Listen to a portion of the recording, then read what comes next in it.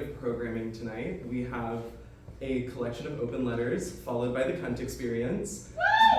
So we are starting with the open letters. There are lots of reasons to write a letter, to voice an opinion, to talk to a loved one, anthrax. And so to start off, I have an open letter to my neighbor who won't take her packages from our front hall. There's something very ironic about a person who orders next day shipping on Amazon and then lets the package sit for 1 week and counting. I'm not raising this issue out of concern for space. Our entryway is quite big, and despite their accumulation, the packages stay quite small. But recently I realized this was a larger issue than it seemed at first. After all, it wasn't coincidental that the sight of your mail would be shortly followed by the urge to slam my head in my doorway once I walked into my apartment. I suppose I'm jealous. That's the only explanation I have for why it bothers me so much.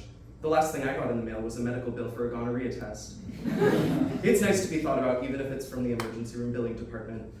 Each package is a reminder of the money that I don't have to spend on things like wall hangings and boxes labeled fragile that anybody could have tripped over. I've decided to make it your issue. My apartment is bohemian, but not in the way that I imagined in high school as I made Pinterest boards of decoration sold at Anthropologie and Zara.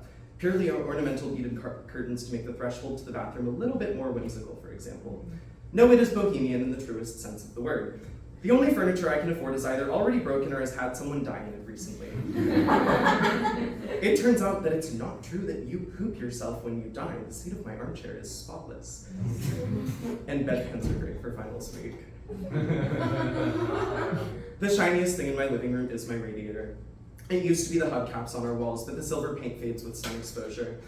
I should mention that my roommate and I have never taken these directly off of cars. We scavenge for them on the sidewalk. It's the most ethical source of hubcaps. But God, was I tempted when I saw a limousine pull up on my street to take you to the airport. I don't want to air your business out by listing the things I've seen waiting downstairs for you. That being said, I think the privacy grace period has run its course considering how many friends, acquaintances, delivery drivers, Tinder dates, plumbers, and utility men have walked past them since they've been delivered. Somehow, everyone in the building has a life full of moving parts except for you upstairs. That's just my assumption based on what I've seen you buy. Meal prep kits, a monthly underwear subscription, and Amazon products wrapped in enough cardboard to pad the floors of those horrible warehouses. As far as I can tell, you don't even leave the house to shop for groceries, maybe because of a chronic bowel disease, hence all of the replacement underwear.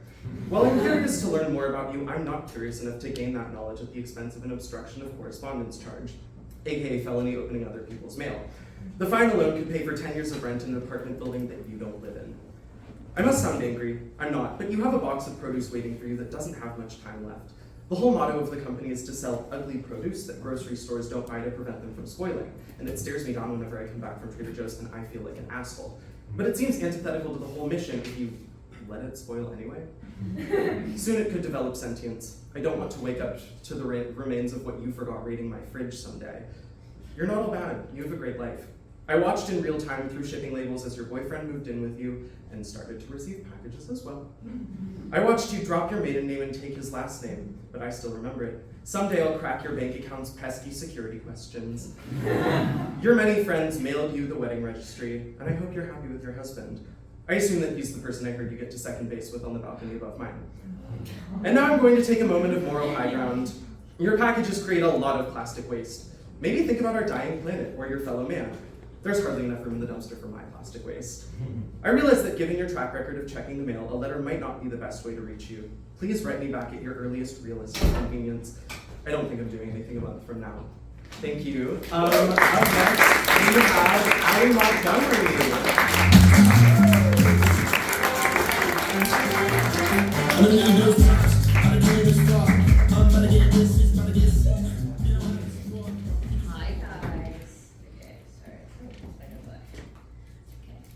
This is an open letter to Stan Twitter. Hey, it's been a while. And by a while, I mean I literally tweeted on you right before I came on stage. Where do I even begin? I think that the lyric from Grammy-nominated artist Kesha sums it up pretty well in that your love is my drug.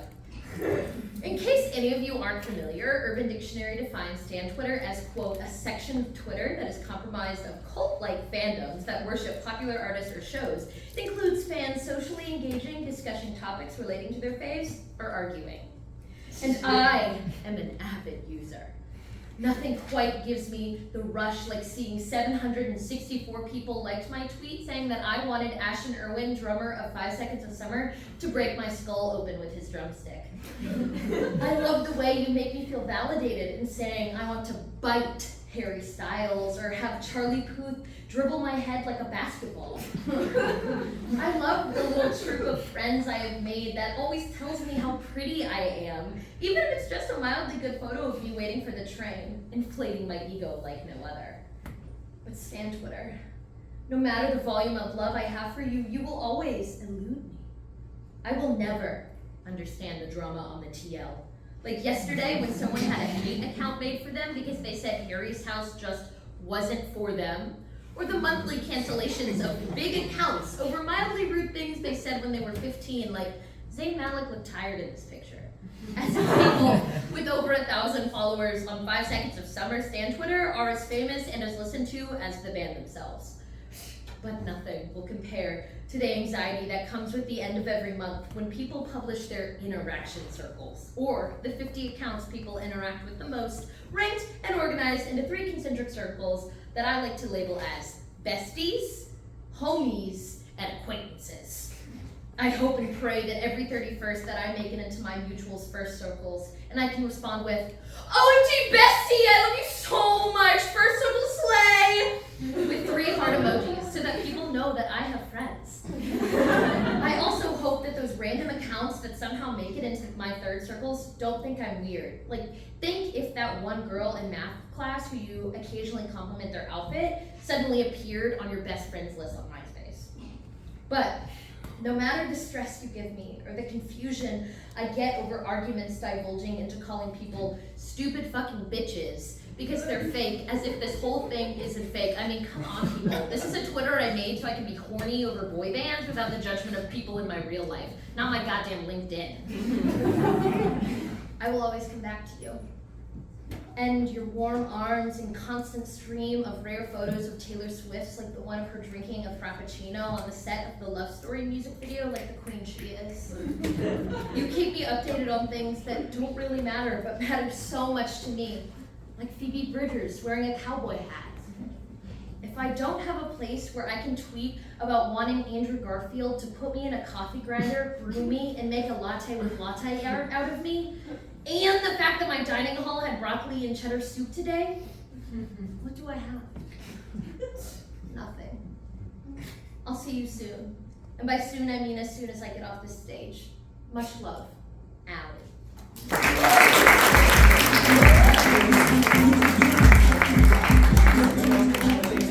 Up next, we have Catherine Courtney.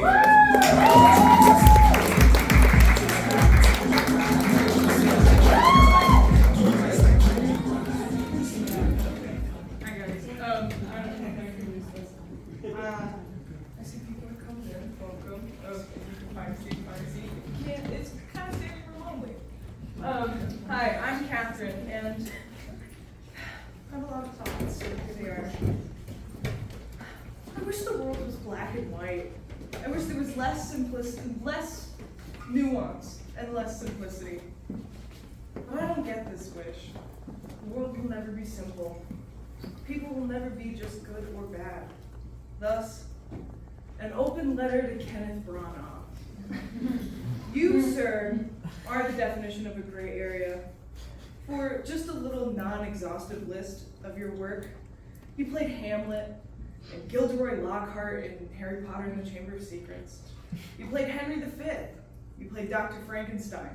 Benedict in the movie Much Ado About Nothing. The hot guy in The Road to El Dorado.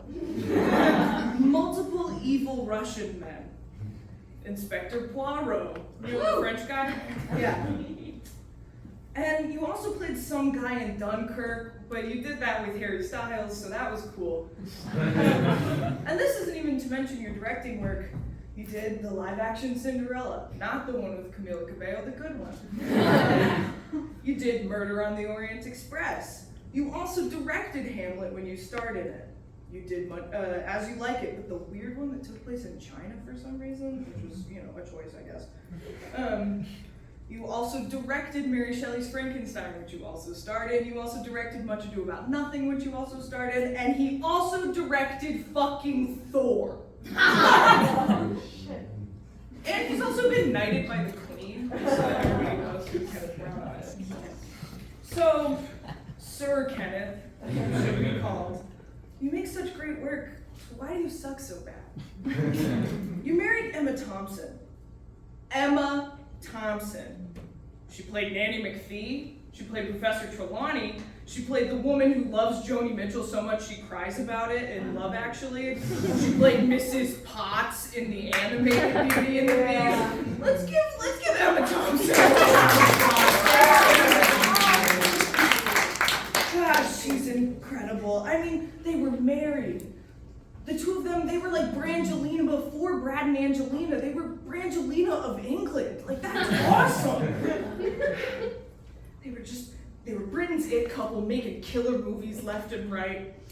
And they looked hot while doing it. Alice in Wonderland. She also played the Queen in the Queen's Speech, and she played Mrs. Lovett. She's hot. I get it. They are both hot women. You fucked two of the most wonderful, talented British women in the entire world, and you broke Emma Thompson's heart. And you got to bag Helena Bonham Carter. And then you ended up with neither. And you went on to produce Murder on the Nile starring Gal Gadot. What?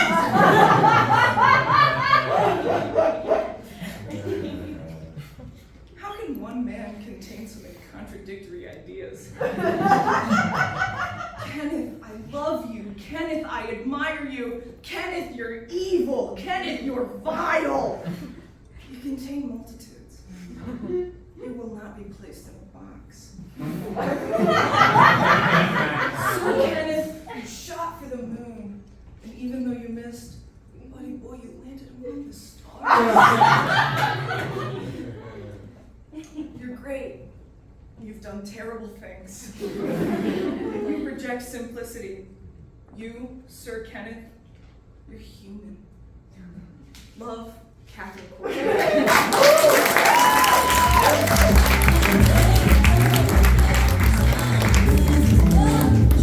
Up next, we have Mo.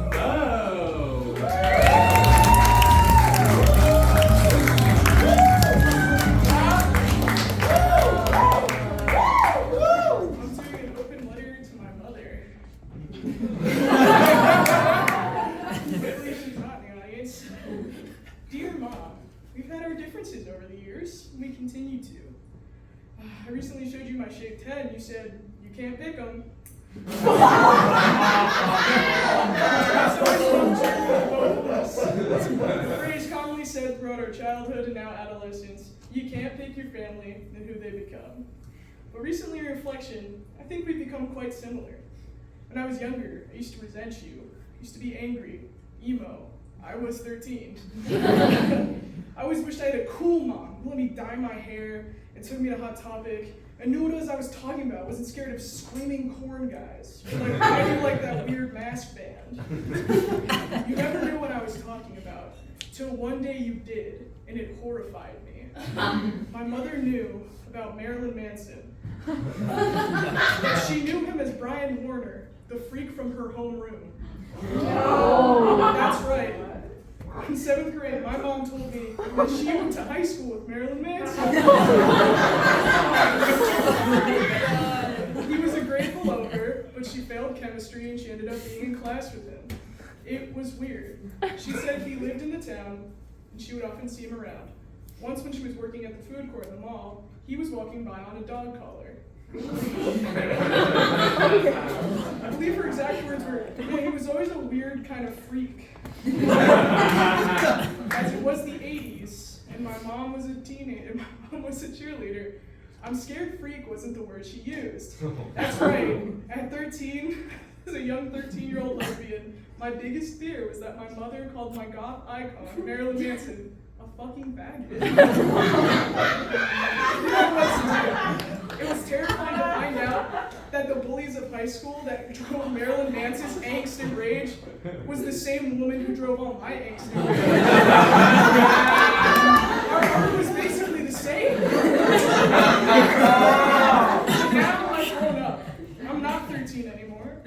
My Chemical Romance for Bjork. And I've realized that maybe a mother's intuition is correct. If a guy sings about weird, violent, fucking crazy shit, maybe he's a weird, violent, fucking freak. So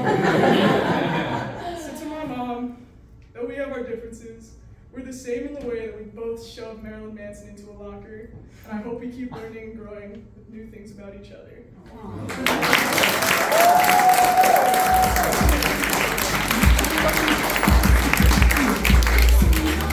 Up next, we have Ava Carroll.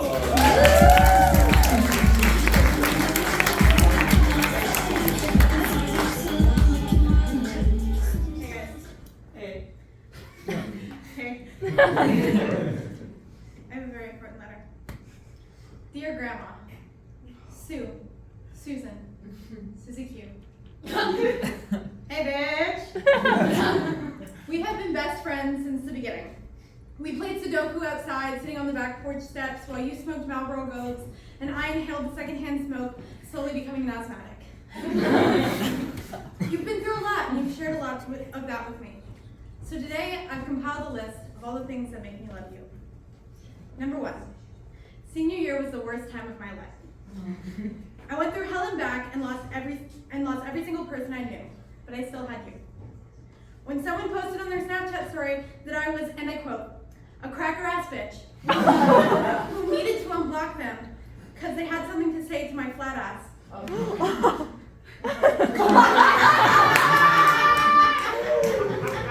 You said, now why would you unblock them after they said that? And I live by this. You then went on to say, do you want me to kill that guy for you? I don't live by that one. You were one of the first people I came to after everything that happened with my ex. You were one of the first people I felt comfortable talking to about it. Mainly because you were one of the first people who asked, who spells Jason with a Y? And you want to know what? I was thinking the same fucking thing. Number 3. We're like practically the same person, realistically. We're both legally blind but insist we know how to drive a car. We're both mentally ill. I mean, you were committed to a mental institution because you were borderline schizophrenic, and I committed to a college for comedy. We both make bad dating decisions. I dated a man who said that Bella Thorne had nicer tits than me, and he was 5'7". And you dated a man that scammed you out of all of your money, including your children's college savings, and then stranded you in the middle of a desert in the middle of the country with only your dog. And he was also 5'7". I mean, you were a truck driver.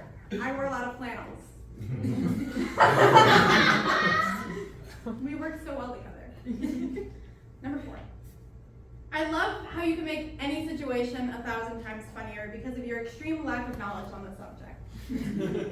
In 2012, we were driving in the car, and you heard the songs Tonight by Fun and Whistle by Flo Rida. And you practically had a hissy fit and called my dad in a fury because of the sexual content of the songs. For mine and the people's enjoyment, I will now play the voicemail left by my grandmother to my dad. Yo, Jim, it's me. We were driving up to Chuck E. Cheese, and do you hear what your children are listening to, this music?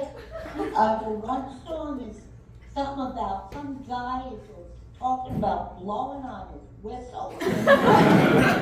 Some other song is talking about getting high in the bathroom. Children listen to. Are you even aware you're listening to this? This is horrible. Let me know if they're allowed to listen to this. I mean, it's really ridiculous. All right, that's me. Goodbye.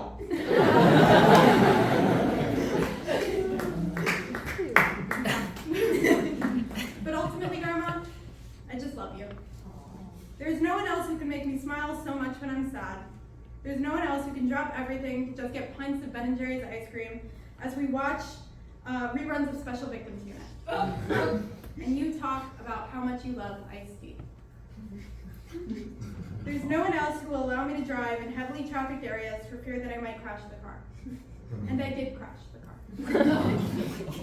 Several times. But you just told me you better park somewhere else, because when that person comes out of Popeyes, they're gonna know that it's you if you're sitting right next to them. I love you, Grandma. Sincerely, your favorite granddaughter, Ava.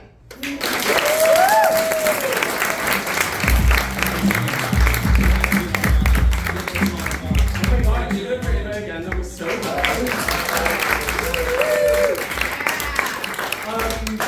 Does anyone know the You Are Beautiful murals around Chicago? Show of hands. Show of hands.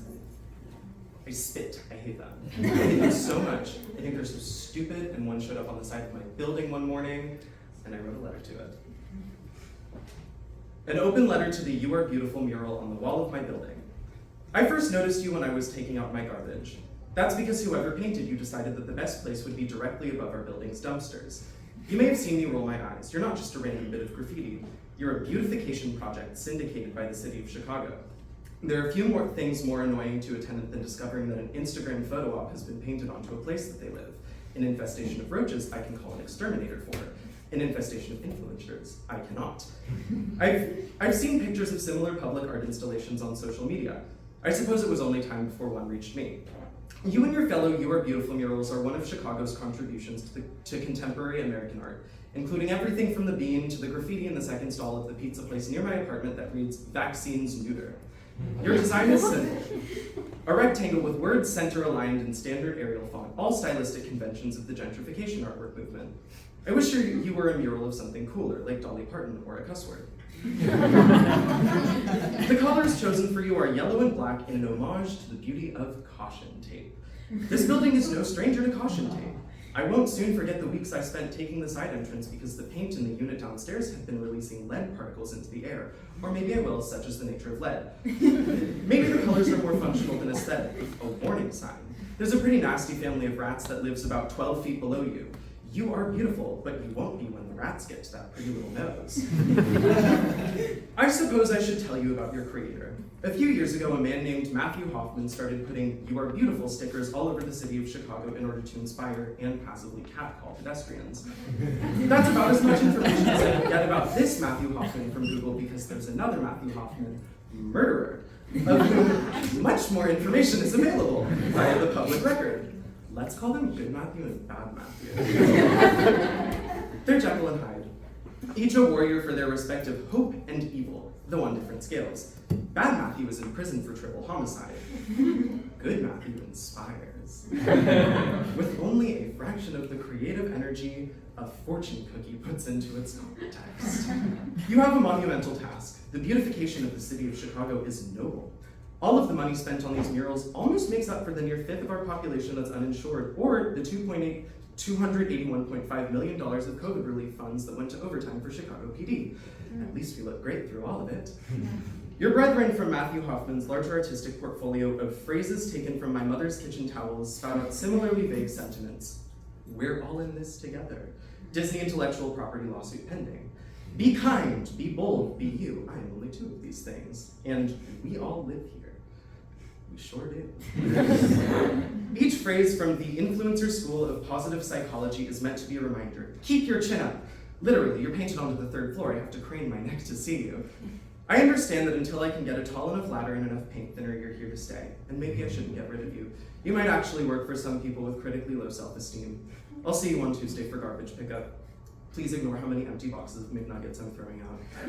Sincerely, your neighbor who doesn't think you are beautiful, Robert Better.